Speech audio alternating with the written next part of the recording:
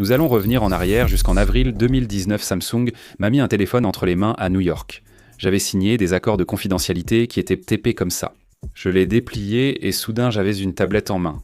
Je l'ai ouvert et fermé une vingtaine de fois avant de le reposer. L'idée d'un téléphone qui peut devenir une tablette comme deux appareils en un, ça avait du sens d'une manière que la technologie, je pense, a rarement. 2 jours plus tard, tout a basculé.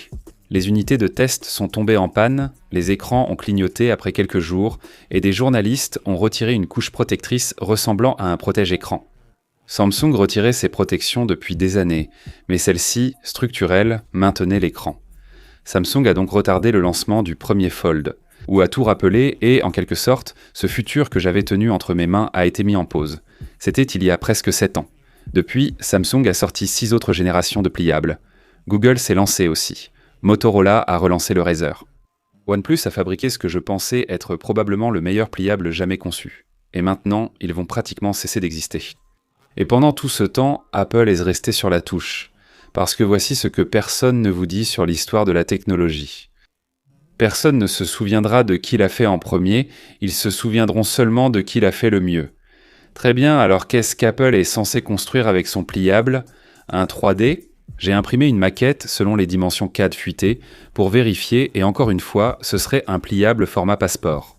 Il s'ouvre comme un livre, similaire au Galaxy Fold, avec les dimensions du Pixel, il s'ouvre horizontalement en mode paysage. L'écran intérieur serait d'environ 7,8 pouces avec un format 4:3, en gros comme un iPad mini. L'écran extérieur ferait environ 5,5 pouces, mais il serait plus large et plus court que n'importe quel iPhone, presque carré. La grande rumeur, le principal argument de vente qu'Apple va mettre en avant sur scène, c'est un écran sans pliure. C'est le Graal que recherchent tous les fabricants de pliables, mais aucun n'a réussi à le résoudre. Apple aurait refusé de lancer un pliable tant que ce problème persistait. C'est une affirmation audacieuse, et pour comprendre pourquoi c'est important, il faut comprendre ce qui rend les écrans pliables si compliqués. Pour approfondir, Quinn Nelson de Snazzy Labs propose une excellente analyse, dont je partagerai le lien ci-dessous. En résumé, plier un objet une fois est simple. Plier plusieurs milliers de fois au même endroit sans casser ni déformer est presque impossible. Chaque pli est insignifiant seul, mais s'accumule au fil du temps et de milliers de cycles.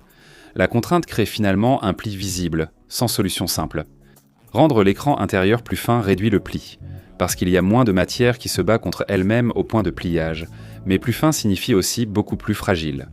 Si vous faites tomber un smartphone pliable de la mauvaise façon, vous allez presque à coup sûr fissurer quelque chose. Avant de poursuivre, je souhaite vous dire avec qui je me suis récemment associé. Et il s'agit de DraftKings Prediction. Donc probablement pas DraftKings, mais DraftKings Prediction est vraiment différent. C'est une plateforme pour traders sur des résultats réels via des contrats sur événements, ce qui m'a beaucoup plu. Le système repose sur des prédictions simples, oui ou non, et on peut y trader. Vous savez, le grand match, prédire le match, le nombre total de points, qui couvrira l'écart, qui remportera le trophée, tout ça. Est-ce que le total sera dépassé, oui ou non, qui va gagner ? Chaque contrat paie $1 si vous avez raison et 0 si vous avez tort, et vous pouvez trader en direct. Au fur et à mesure que le match se déroule, ça ne se limite pas qu'au football.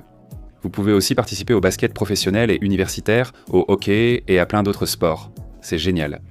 C'est aussi en Californie, où je suis, en Floride, au Texas et ailleurs. Si vous aimez le sport, ça rend le visionnage plus amusant. Faites-le de façon responsable. Veuillez télécharger l'application DraftKings Prediction et vous inscrire. Je vais mettre le code juste ici. Les nouveaux clients de DraftKings Predictions obtiennent jusqu'à $75 de bonus sur leur premier échange, versé en dollars Predictions. Amusez-vous et bonne chance, la couronne est à vous. Plus d'infos ci-dessous. Les fabricants sont coincés dans ce compromis impossible depuis des années. Le Pixel Fold de Google, l'original en 23, avait un format d'image assez intéressant, mais il chauffait tellement qu'il avait du mal à le maintenir. Après une longue utilisation, OnePlus a sorti l'Open. Je trouvais ça génial et je pense toujours que c'est probablement mon smartphone pliable préféré de tous les temps. Même en faisant tout correctement sur le marché des pliables, ce n'est pas suffisant pour survivre. Samsung mérite beaucoup de crédit, tout comme Motorola. Il fallait qu'une entreprise prenne l'initiative et supporte les coûts élevés de R&D. Encaisser les critiques des clients mécontents, améliorer publiquement à travers tous les problèmes. Et Samsung l'a fait, et au CES cette année, Samsung a présenté un écran presque sans pli. Donc la méthode supposée implique un support métallique perforé qui répartit la contrainte de pliage sur plusieurs points au lieu de les concentrer sur une seule ligne. Et avec les rumeurs selon lesquelles Apple utiliserait Samsung pour les écrans, je parie contre la technologie. Apple va enfin sortir son appareil pliable. Mais pour être tout à fait honnête, après avoir utilisé chaque génération de téléphone pliable depuis 2019, je me fiche de la pliure. Je suis toujours conscient qu'elle est cela. Donc Apple attendait spécifiquement d'éliminer la pliure.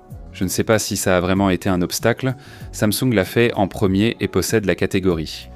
Mais malgré tout, les gens normaux n'achètent pas ces appareils, et ce n'est pas à cause de la pliure. Je pense que le prix y est pour beaucoup. Les inquiétudes concernant la durabilité sont probablement l'autre raison, et aussi le fait que ce truc a l'air ridicule. Donc, pour revenir à la maquette, qu'est-ce qu'on apprend vraiment, en tenant ce truc en main ? Donc, un écran intérieur de 7,8 pouces avec un format 4.3, c'est un choix très délibéré. Samsung a plutôt opté pour un format plus carré pour l'écran intérieur. Apple opte toujours pour le format 4.3, montrant une réflexion différente. Ce format essaie plus large, idéal pour la vidéo et la lecture. L'écran extérieur m'intéresse aussi. Samsung a doté le Z Fold d'un écran extérieur de 6,5 pouces au format 21.9, rappelant un téléphone long et étroit. Fermé, Apple semble opter pour une autre approche. L'écran extérieur supposé de 5,5 pouces est plus large et plus court, presque carré. En quelque sorte, moins comme un téléphone, plus comme un passeport. Grâce à son approche, Samsung permet au Z Fold 7 de fonctionner comme un téléphone classique fermé. L'approche d'Apple offre un clavier plus large, un mode paysage plus pratique, mais un format inédit pour un iPhone. Aucune n'est mauvaise, elles sont juste optimisées différemment pour l'écran extérieur. Samsung est meilleur pour le défilement à une main.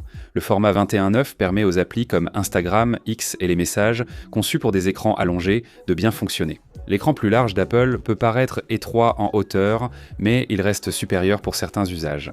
Taper dessus est plus agréable, et un écran large offre de plus grandes touches, donc moins de fautes. Par contre, les vidéos verticales comme les Reels TikTok, Instagram ou YouTube Shorts. Je ne pense pas que ça va rendre très bien, peu importe ce que ça vaut, quand ce n'est pas déplié. Il y aura toujours des bandes noires, quoi qu'il arrive. Et pour le multitâche intensif, l'écran carré de Samsung, une fois ouvert, aura clairement un avantage. Apple parie que la plupart des gens se soucient plus de la consommation de médias que de la productivité en écran partagé, et voici ce qui pourrait compter plus que n'importe quelle caractéristique matérielle. Les développeurs créent des applications iPad depuis 2010. Vous avez donc 15 ans d'optimisation des applications. Samsung a eu 7 ans pour développer un écosystème d'applications pliables, mais la plupart des applis Android ne font que s'étirer pour remplir l'écran. Souvent, quand on ouvre une appli sur le Z Fold, elle paraît désordonnée car personne ne l'a optimisée. Apple aura plus d'applications correctement optimisées pour son pliable dès le premier mois que Samsung n'en a accumulé au total, et ce n'est pas une critique envers Samsung. C'est ce qui arrive avec un écosystème de développeurs comme Apple, quand un nouveau format sort, ils sont au rendez-vous. Ils l'ont fait pour l'iPad, l'Apple Watch et ils le feront aussi ici. C'est sans doute pourquoi Apple a attendu.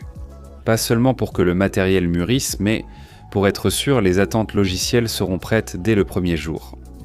En tenant la maquette, quelque chose semblait vraiment étrange. Le bouton d'alimentation est placé en haut à droite et sans Face ID, il va aussi accueillir Touch ID. Et j'ai quand même de grandes mains. C'était étrange à tenir, et les boutons de volume en haut du téléphone semblaient aussi mal placés. Pour moi, il est logique d'avoir l'écran ouvert, mais ça paraît juste bizarre. Peut-être est-ce juste une différence avec les fichiers CAO habituels. Le prix n'est pas fixé, des rumeurs évoquent entre 2000 et 2400. C'est le prix d'un MacBook Pro, mais Samsung demande la même chose pour le Fold 7, et les gens continuent d'en acheter, donc voilà ce que je pense du Fold. Certaines choses m'inquiètent, notamment la chaleur et la batterie, problème récurrent sur les produits Apple de première génération, et les appareils pliables.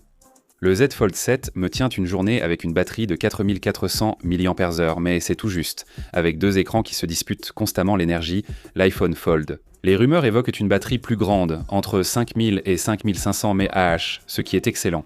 Si la gestion thermique et l'autonomie suivent, ce sera incroyable. Sinon, ce sera un bel appareil qui s'éteindra avant le dîner. Les appareils de première génération sont aussi un pari. C'est un peu la seule chose qui me fait hésiter ici. Donc, dans mon cas, je suis généralement un gars iPhone. Je le suis depuis des années. Ma vie passe par iCloud, e-message, mais les pliables continuent de me ramener vers Android. Pour beaucoup de gens, moi y compris, c'est l'écosystème d'Apple qui ramène toujours les utilisateurs. Et si on obtient un pliable qui fonctionne avec iMessage, qui se synchronise avec un Mac sans problème? qui ne donne pas l'impression aux gens de trahir tout leur écosystème numérique juste parce qu'ils veulent un écran plus grand. Et parfois, c'est génial. J'attends ça depuis 7 ans. J'achète ça dès le premier jour, enfin peut-être pas, ça dépendra des critiques le premier jour. Je vais quand même garder le Z Fold 7, juste pour pouvoir comparer et voir comment ils s'en sont sortis et comment ils se positionnent. Samsung mérite du crédit. Ils l'ont fait en premier, mais encore une fois, personne ne se souvient de qui l'a fait en premier, on se souvient de qui l'a fait le mieux, et ça, j'ai hâte de voir qui ce sera vraiment.